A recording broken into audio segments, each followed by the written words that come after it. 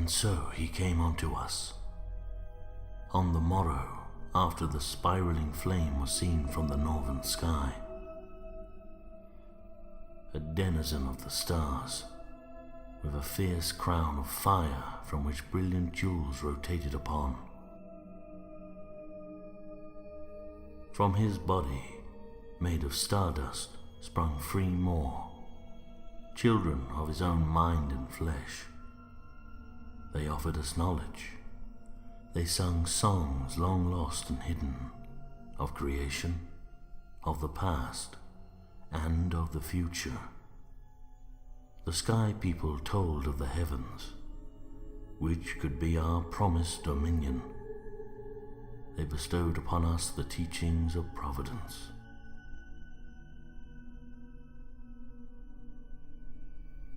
Those of us that followed their ways changed, became more like them.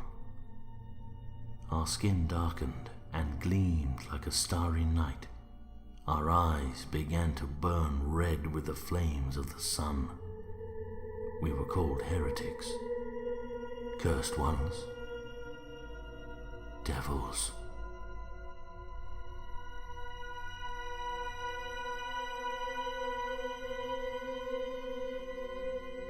To ascend ever greater, we obeyed his calling. We freed our brothers and sisters from their prisons of body, releasing their spirits into heaven. Their flesh sustained us, and their blood was siphoned as a ritual to the messenger, a being who came from beyond even the sun and moon. A rough translation of text carved inside of an ancient Anasazi dwelling in New Mexico.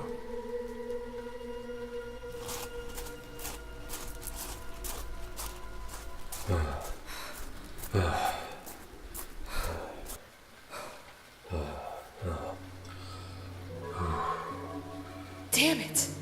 I'm completely soaked. Where the hell did this storm come from? It's a miracle we didn't slip on our way up. The cliffside has completely turned to mud. Quit your whining, alright? This was our best window to do this. Although, due to the conditions, we'll be leaving more hints of our presence than I would like. Whatever. Not like they can trace us back to us, right? I guess. We're lucky we made it up to this recess when we did. Ugh, the rainwater was starting to seep into my bag. Hey, will you open that map up? How close are we to the chamber? Alex? Hello? Will you look at the map? Open your eyes. Will you? Look over there. Those are the markers for the archaeological site, and it matches up with the coordinates exactly. I think we found it. Well, I'll be damned. You're right. What are we waiting for then? Let's check it out. Could use some shelter from this storm anyway.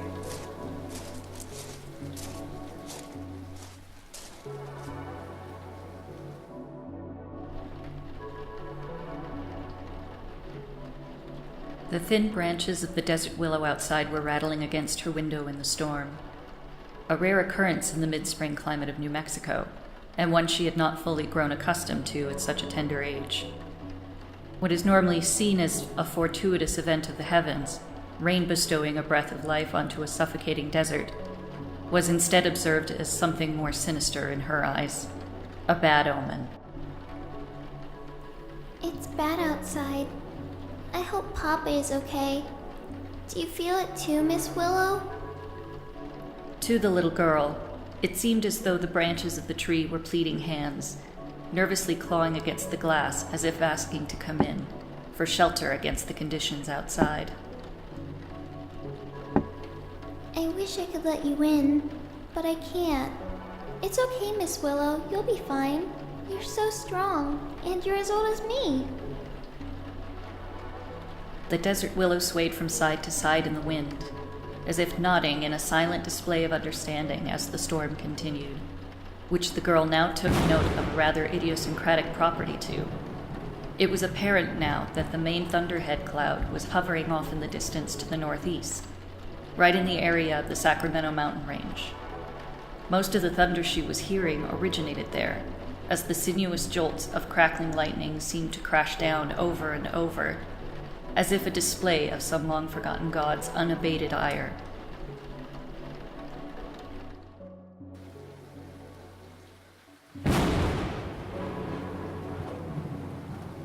It's complete chaos out there, Alex. I don't remember the last time I've seen so much lightning.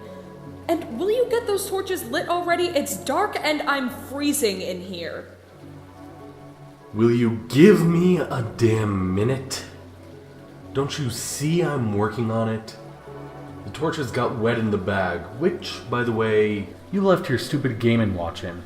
It is not stupid. Just set it down on that stone slab next to you. Maybe the heat from the torches will dry it off. Oh, I hope it's not broken.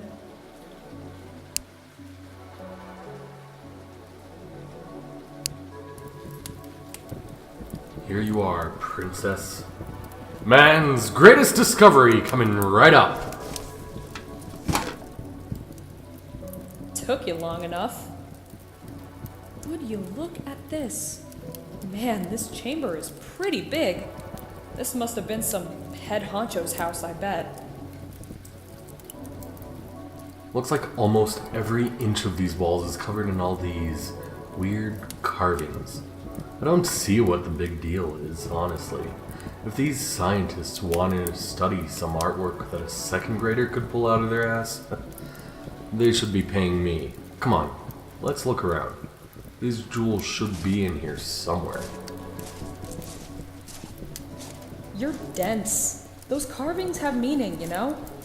Let me just light this smaller torch here, and done. I'll prop this up next to my Game & Watch to dry it off.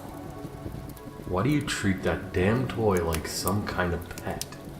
It's not a toy, Alex. You're so behind on the times, you know that? It's a handheld electronic game. Also, it was a graduation present from my mom. She said she was super proud of me, so I deserved something special. Oh yeah? How do you think she'd feel if she saw you now?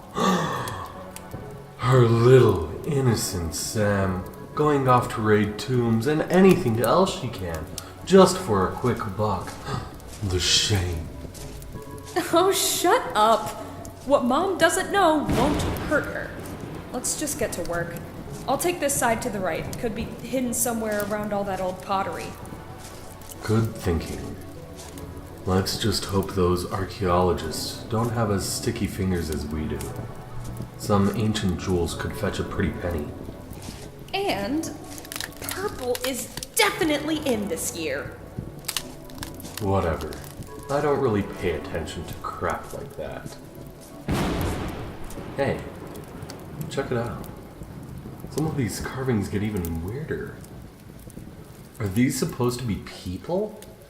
This is freaking far out. I'm pretty sure someone's getting chopped up here. Those old natives were savages, no doubt. You know, it is kinda creepy, isn't it?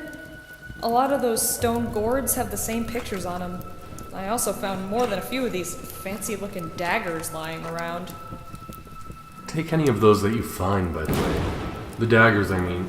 Gotta make sure we break even on this run, even if we don't find our main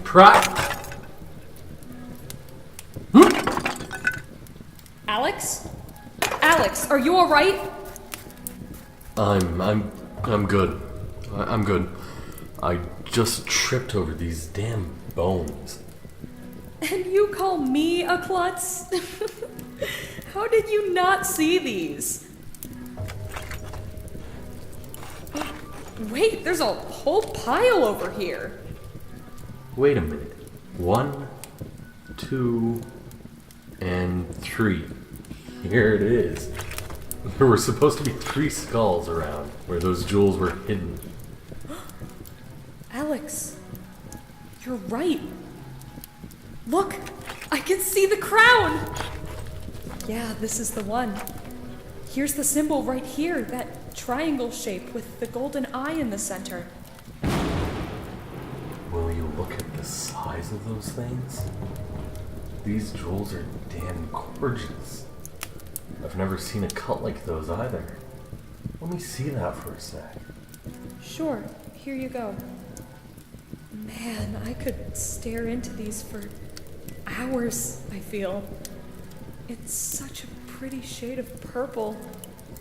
And look at the way they kinda twinkle in the torchlight. It's crazy. I feel like I can't really turn away. I just want to keep staring. Yeah, kinda like stars. They're so beautiful. It's like I'm gonna fall into it if I stare longer. I want to fall in. I think the universe is in there, Alex. All of it. The whole damn universe is in there. I think you're right, Sam. I can see it too. Every single star and planet.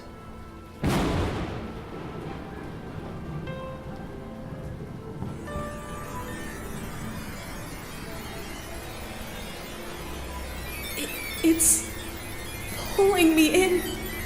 I can't stop it. My head. They're tugging at my brain. There's no need to fight it. Come. The spiraling center awaits you. Be free from the coils of your earthly minds. A world of endless dreams just beyond. Release yourselves.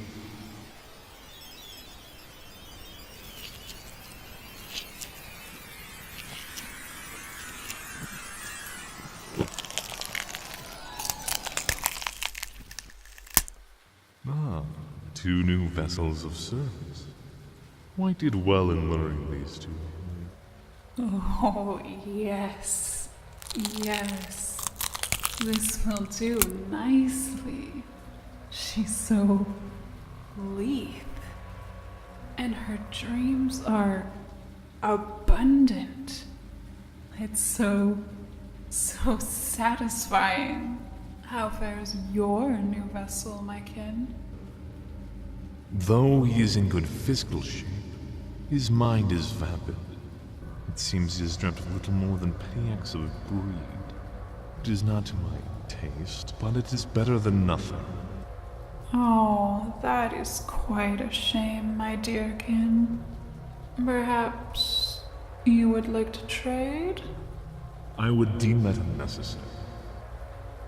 That's unfortunate, but not at all surprising. You do prefer the male form after all. May I ask why you are removing your garments? What is the point of these clothes when their flesh already serves to cover their innards? It feels much more liberating without them. I see.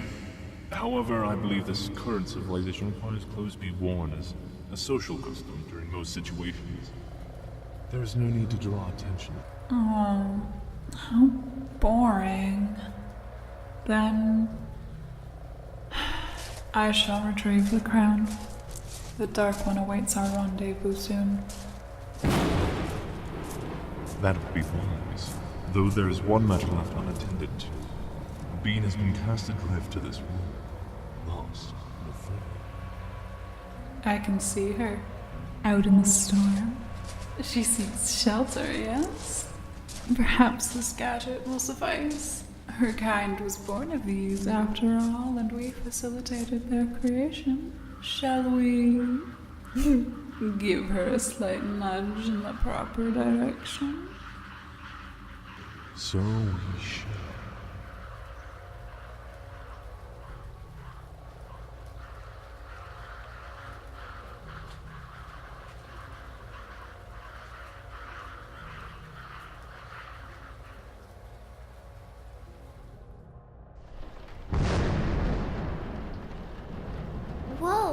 Did you see that? A lightning strike is supposed to be an immediate and abrupt occurrence. An electrical discharge that has the potential to travel at speeds of 750 miles per hour. If you blink, you could easily miss one. Why then was the girl able to follow the track of this particular lightning bolt so closely? To her, it looked like some sort of thin, jagged, and celestial worm, lurching from sky to earth in a way that seemed akin to the centipede games she loved to play in arcades. It seemed to careen from east to west, as if carefully weighing its options of possible landing points. How was it moving so deliberately? Was it even lightning at all? She wanted to look away. It was a wholly unnatural sight. But even with her best efforts, she could not bring herself to avert her eyes. All she could do was pull her covers to her chin and hold her breath, before the brilliant tendril from heaven seemed to finally decide on its destination, somewhere off to the sides of the Sacremento Mountains.